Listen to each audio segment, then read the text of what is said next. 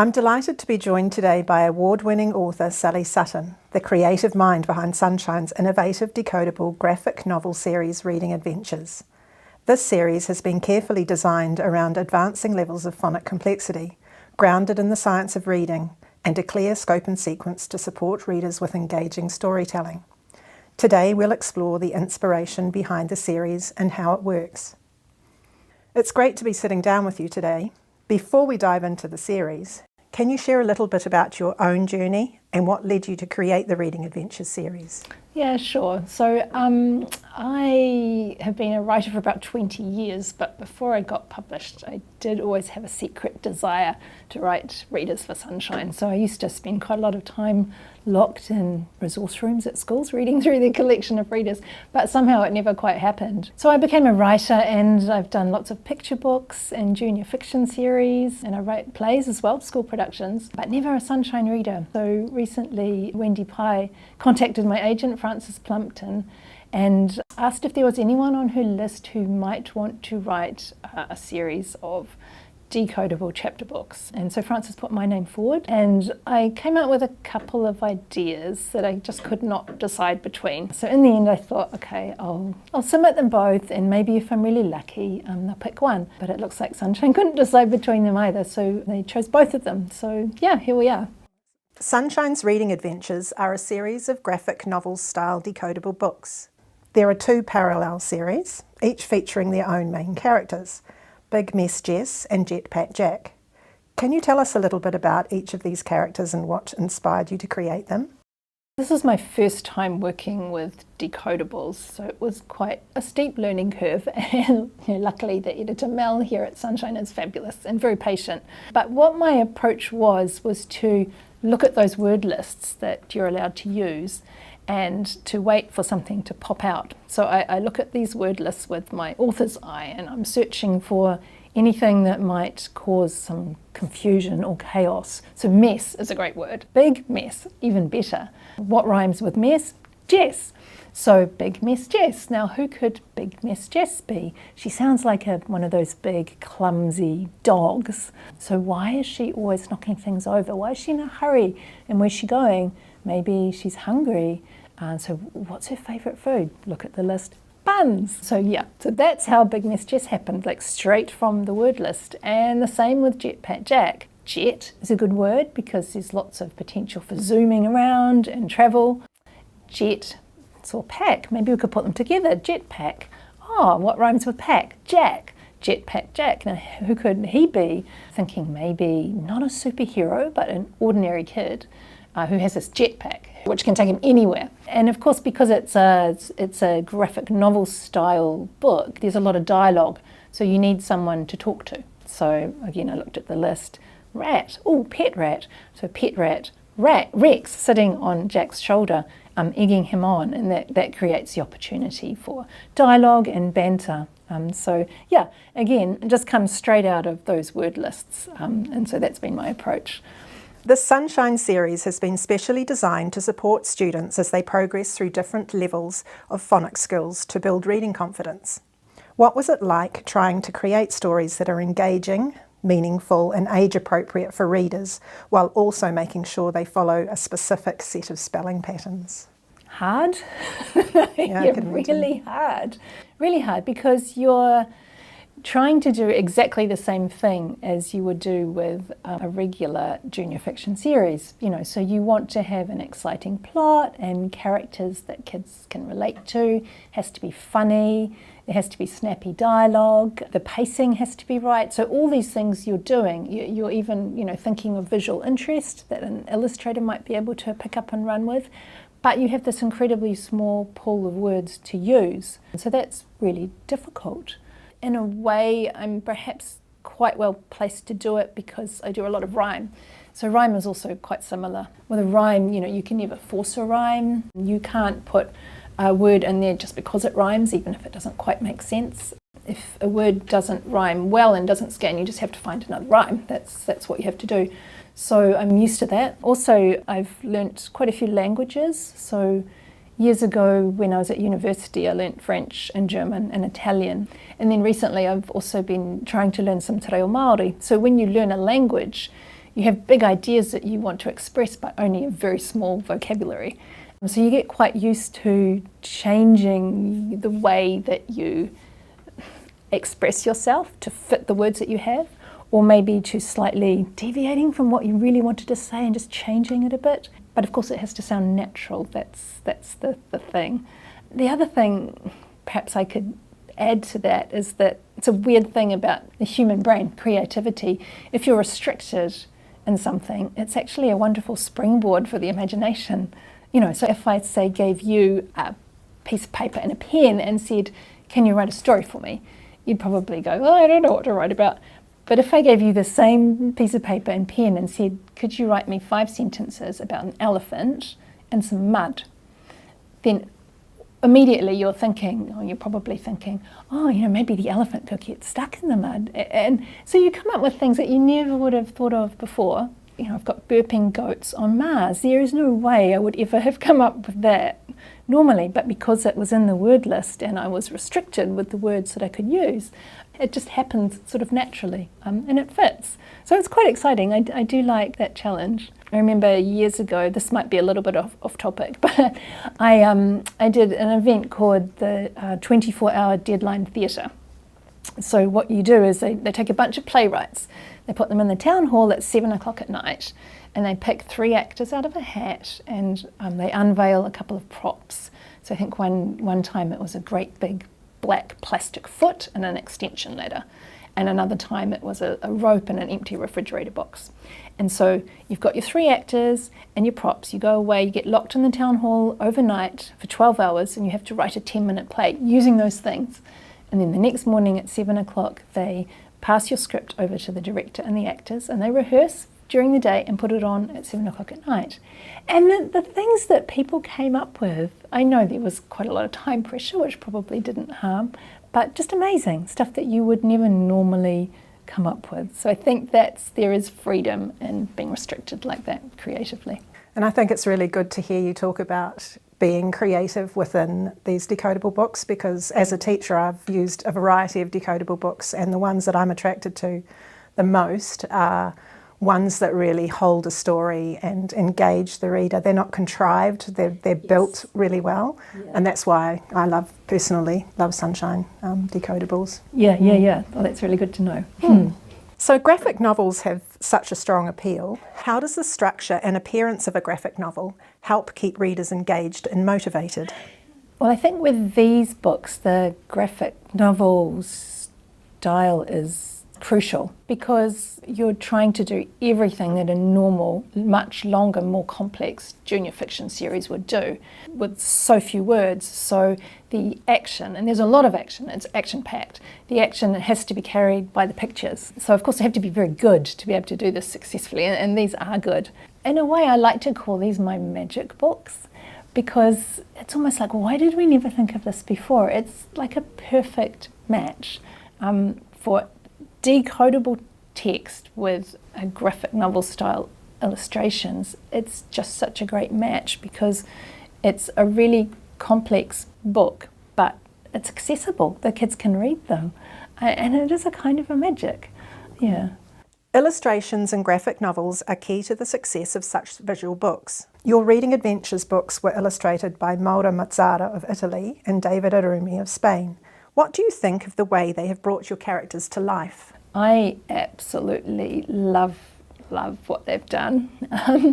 Usually when you're an author, I try never to imagine too closely what my characters are going to look like, because there's not much interaction between an author and an illustrator, and the illustrations are their part of it, so normally we just let them get on with it, and I feel that if I imagine it too closely, then the risk is that it will look quite different, and it might be surprised or disappointed. So I try not to. But having said that, I always do. And in this case, I don't know how, but they got it exactly spot on. They're exactly how I imagined. And it's just so clever. I think these guys are probably one of the best illustrators in the world, honestly.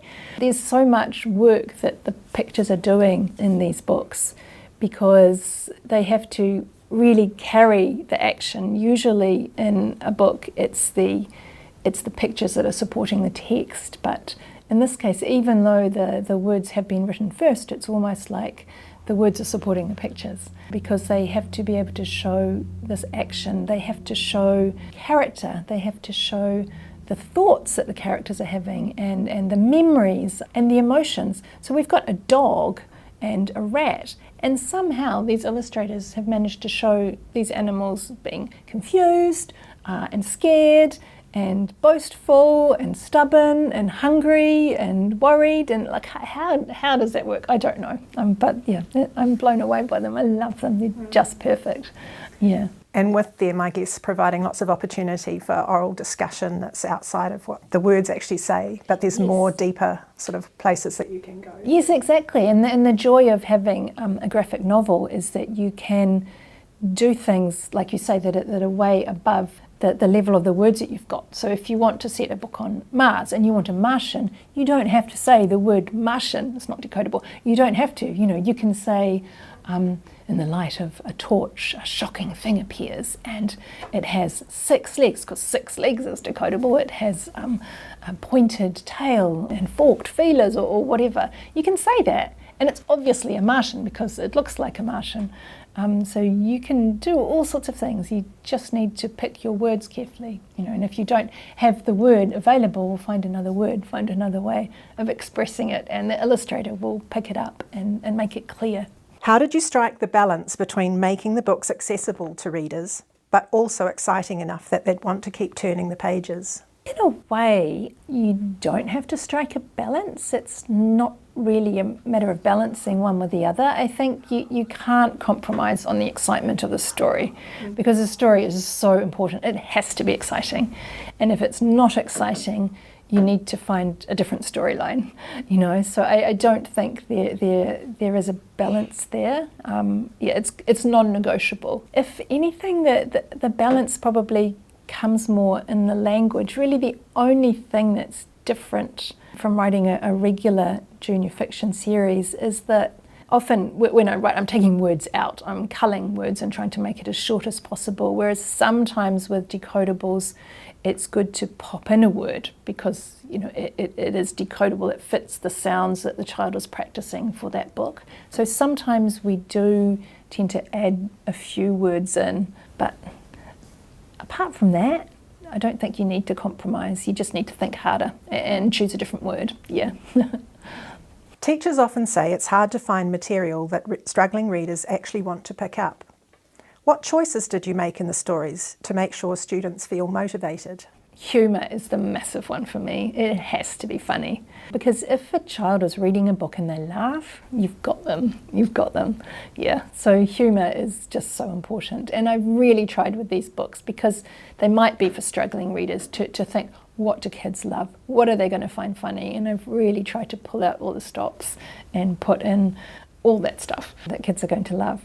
I also think that the graphic novel format, that the series of graphic novels is really a good motivator for kids, because, and maybe that's why series are so popular, because after that first book, which is actually the easiest to read, the world is familiar. They know the characters, they know the tone, they know what to expect, and so it's easier and less intimidating, especially for a child who's struggling, to feel, I've been here before, I can do this, and they might not even notice that the language is progressing as they read. I think it's a really big draw card, and to feel like, oh yeah, these guys are my friends, I know them. So I think the series format is a really good way just to hook kids in, and kids are very loyal. Once they've started out reading about characters and they like them, they're very well placed to give it another go, I think. Definitely. Yeah. When you first imagined these stories, what kinds of reader did you picture enjoying them? So my very first reader that I had in mind was a struggling reader. That kid who's really missed the boat in terms of reading. Maybe they got behind during COVID times. They're probably quite a little bit older, and they're looking at their friends. And their friends are reading chapter books and they can't do it. And they feel embarrassed and a little bit ashamed. And so there are some great readers available, but they're thinking, these are too young for me. And so they're just like, it's too hard, I'm not doing it. So for that reader, here is a graphic novel and you can read it, just like your mates.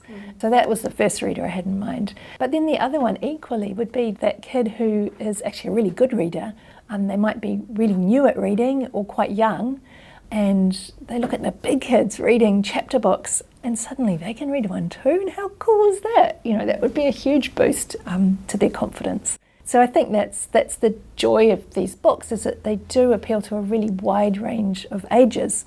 And that's because of the graphic novel style, It's kind of a little bit timeless. It's a bit ageless. And these books to pick up, they feel quite weighty and substantial, don't they, for a child? So they both do. Of those reasons. Yeah. I actually, today was the first time I got to see the books in my hand. And they're so cool. You're right. They're a proper book, they don't feel like a flimsy little reader. They don't feel like a reading exercise. They feel like a book that you want to read for pleasure. So my hope is that kids will be so caught up in reading the story that they'll forget that they actually are learning to read. It just won't matter. It's like they say that dancing is exercise in disguise. So maybe these books are reading lessons in disguise. Yeah. Do you have a favourite moment in each series that you think struggling readers might especially connect with? Yes. So in Big Miss Jess, I think the very first book, Bad Bob. So Bad Bob is a robber and he's robbing the Big Yum, a restaurant. And there's a chef in Big Yum he's the owner and he's very strict and a bit fearsome. And he has a sign up on the wall that says, "No dogs." And he's saying, "No dogs, no pets, no cats, no rats, no rabbits."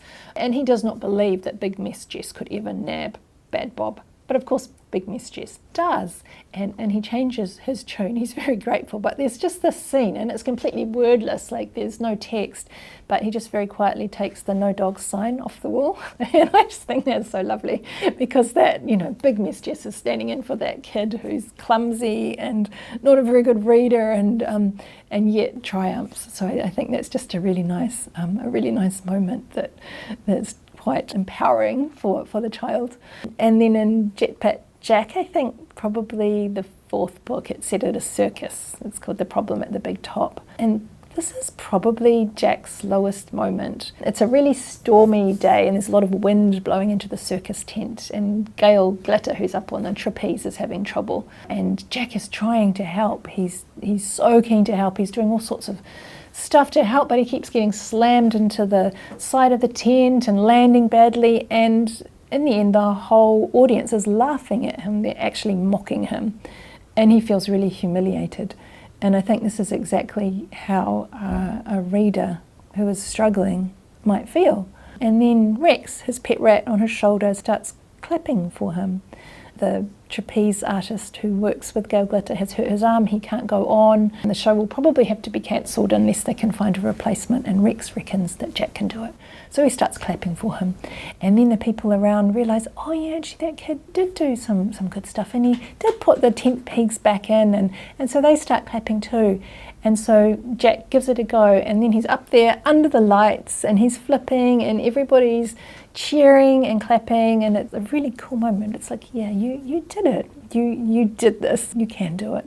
So I think that's a relatable moment. It's really nice to end the series on that. I definitely got a sense of that. Jetpack Jack developed resilience through each of the books. There was a moment where he doubted himself, and then he... Yes, yeah. And he's just like that struggling reader. He's always falling over and he's picking himself up and dusting himself off and just doing it again and again. So yeah, resilient, and helped along by his best mate, of course. Yes. So today is the first time you have seen the published versions. How do you feel about the look of the finished product? Yes, I love it. I love it. And I'm not ever very good at imagining things from a screen, so although I've seen the pictures, to have them in your hand for the first time is just really cool, and the colours kind of jump out. So each book also has a spot colour inside, so in some of the books it's yellow, sometimes it's green, and that looks really cool. So it's a graphic novel but with just a little bit of pizzazz, and yeah, the feel of it in your hands, it's a good book, and to hold, it just feels right. It feels right, yes.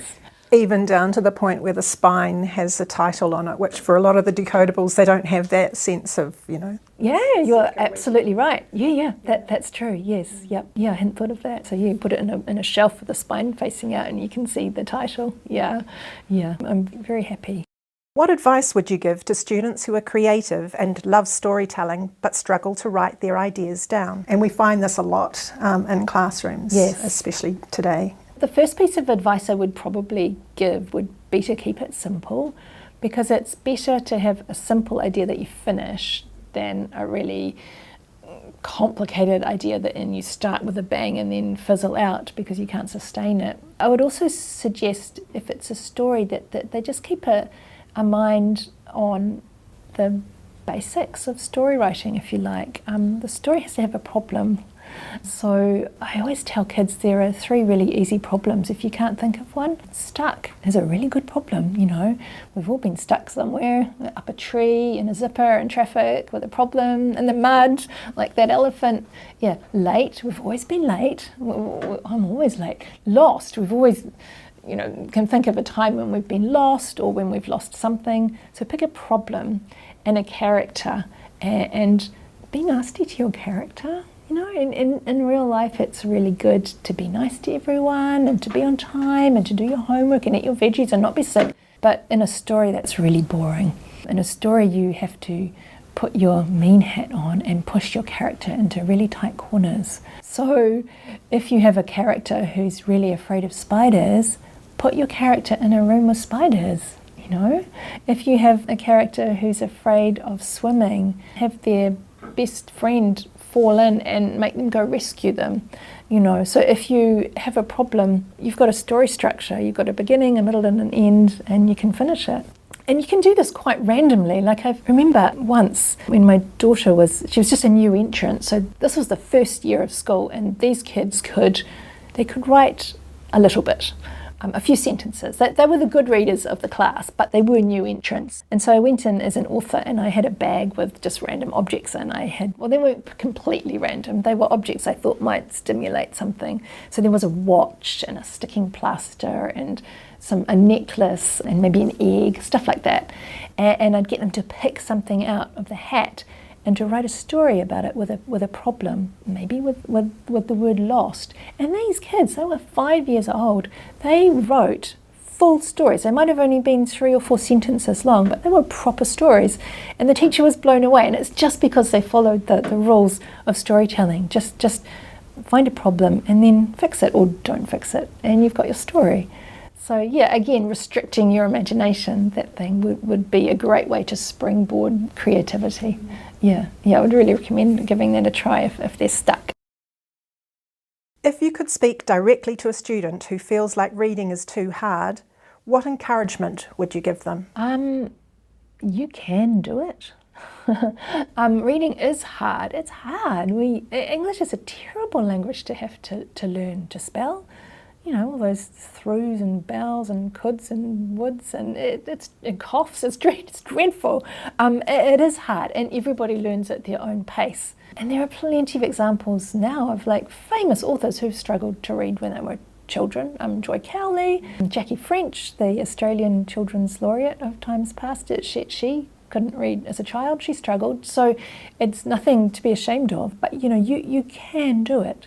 Just be like Jetpack Jack and pick yourself up, dust yourself off, and just keep trying. Once you get there, reading is like a ticket to the world, and you will not believe how much pleasure you will get from it. So just keep on trying, and try these books, because I reckon you'll be able to read them. Yeah. Thank you, Sally, for sharing the story behind Reading Adventures. Your insights into creating these books and supporting readers have been really valuable. To finish, what is one key message you'd like educators, students and families to take away?